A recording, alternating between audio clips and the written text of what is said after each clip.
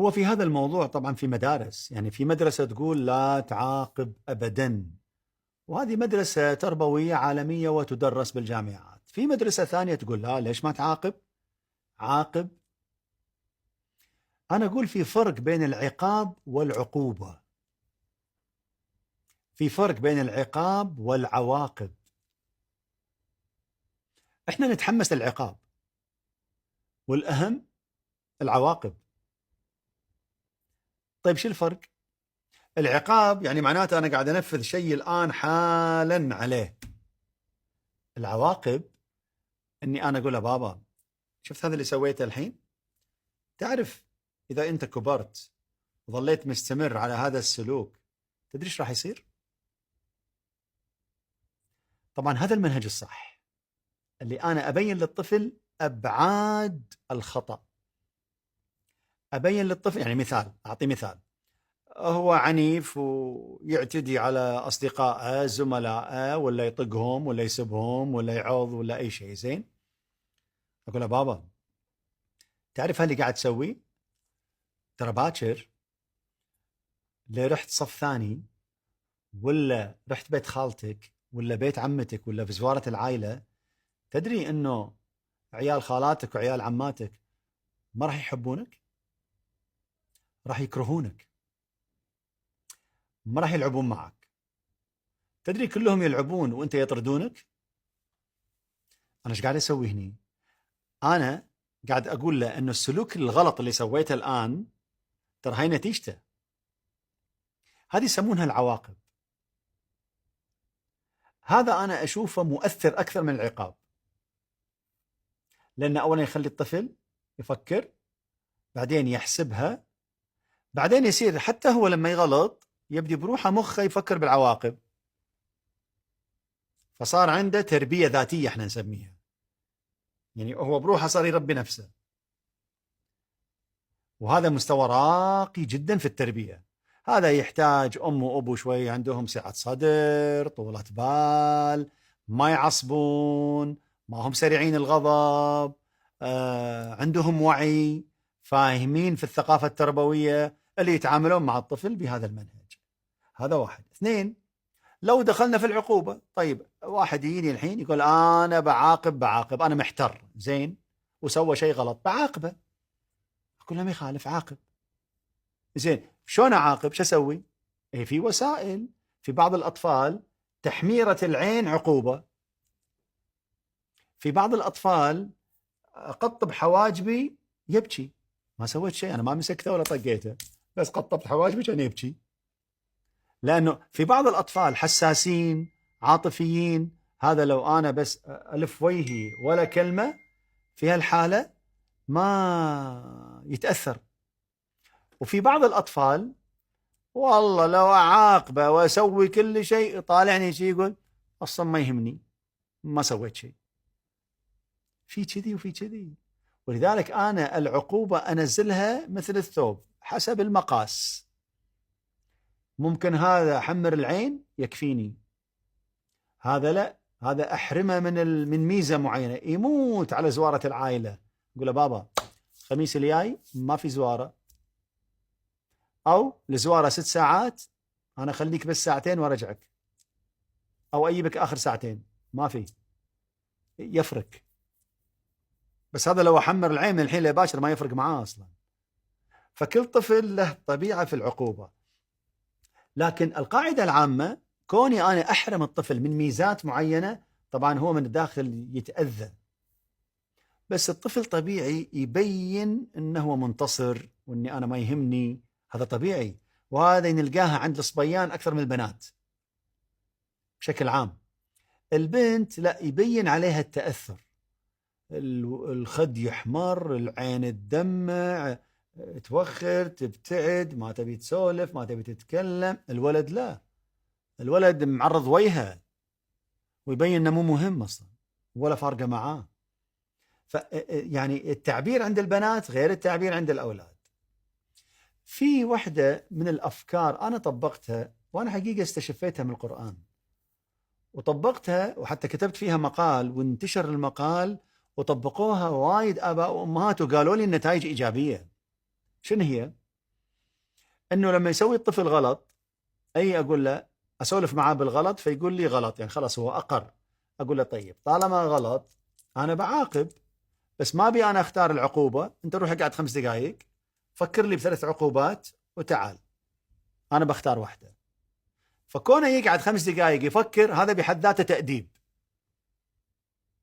فلما يجيني يعطيني 3 عقوبات، اما انا اختار او اخليه هو يختار، انا ما عندي مشكله، حتى لو هو يختار انا ما عندي مانع. بس انا بهالتكنيك ادبته. طبعا اكو بعض الاطفال يجون يعطون 3 عقوبات ما لها قيمه، ما لها قيمه، عادي اقول له روح اقعد مره ثانيه وهذه ترى عقوبات ما لها قيمه عطني غيرها. او ممكن اختار واحده حتى لو ما لها قيمه. انا بالنسبه لي هو الهدف من العقوبه مو العقوبه ابدا، مو العقوبه. يعني احنا لازم يصير هدفنا من التأديب تزكيه النفس، تطهير النفس، التربيه، مو الانتقام والتشفي.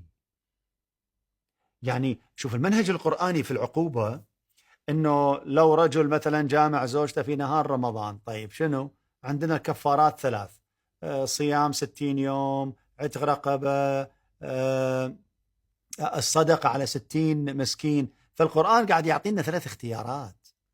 عشان كذي أنا قلت لكم هذه الفكرة لما كتبت فيها مقال انتشرت وحبوها الناس، إنه ليش نعطي عقوبة واحدة، نعطي 3، خله هو يختار. هذا منهج قرآني.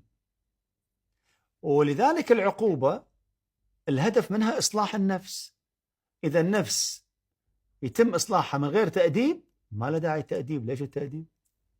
يعني النبي صلى الله عليه وسلم في حديث مهم، طبعا مهم حق القضاة، يعني القاضي في المحكمة يستفيد من هذا الحديث.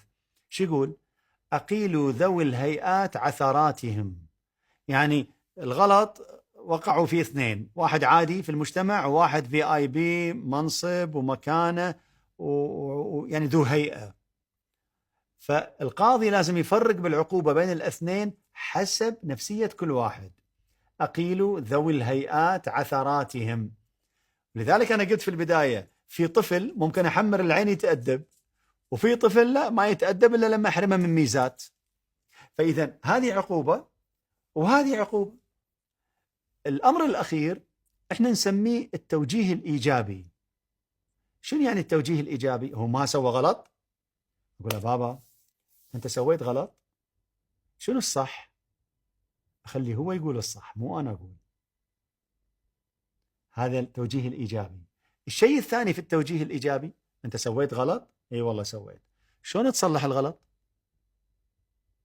أخليه هو يصلح الغلط مو أنا اللي أصلح الغلط. هذا التكنيك أنه هو يقول لي شنو هو الغلط وهو يصلح الغلط، هذا احنا نسميه توجيه إيجابي. في هالحالة أنا ما أحتاج أعاقب، لأني أنا استثمرت في العقوبة التأديب. يعني رب العالمين لما دخل آدم وحواء الجنة ترى هي دورة تدريبية، يعني رب العالمين يعرف أنه راح يأكلون من الثمرة، وراح يعرف أنهم راح يغلطون، وراح يعرف أنه راح ينزلهم، بس الله عز وجل بيعلمهم أنه ترى إبليس عدوك رقم 1. زين شلون أوصل له المعلومة عدو رقم 1؟ شلون؟ مع أنه هو شاف وكان في مشهد، زين قال له اسجد، قال أنا ماني ساجد، أنا خير منه، خلقتني من نار وخلقته من طين.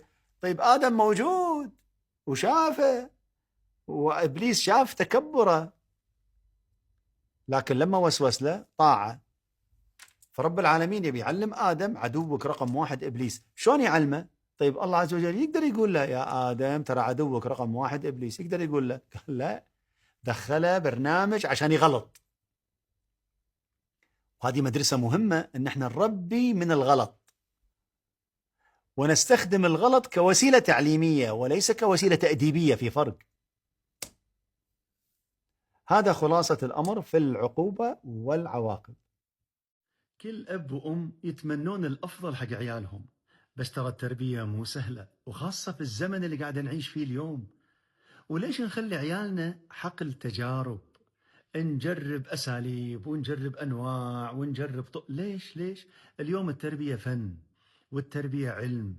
مثل ما نتعلم أي علم ممكن نتعلم التربية. خلونا نساعدكم، خلونا نقدم لكم خطة تربوية لولدكم حسب عمره، وخاصة إذا كانت الأعمار من 2 ل15. خلونا نساعدكم في الاستشارات، إذا واجهتكم أي مشكلة ارسلوا لنا السؤال وارسلوا لنا المشكلة، وإحنا نخدمكم ونعينكم ونساعدكم من خلال خدمة معين التربوية. خلونا نرسل لكم حقيبة تربوية كل أسبوع توصلكم من خلال التطبيق أو الموقع، وتساعدكم تربية عيالكم. اليوم ترى الزمن صعب، ونمو الطفل يحتاج له إلى علم ومهارة وفن. ما يصير نعامل عيالنا كلهم نفس الشيء، كل واحد الله عز وجل عطاه ميزة، وكل واحد عنده مهارات وقدرات. خلونا نساعدكم في اكتشاف هالمهارات، في اكتشاف هالقدرات. خلونا نساعدكم في تنمية الذكاء، خلونا نساعدكم في حل المشكلات، حتى عيالنا يكونون مستقرين ويكونون صالحين من خلال خدمة معين التربوية.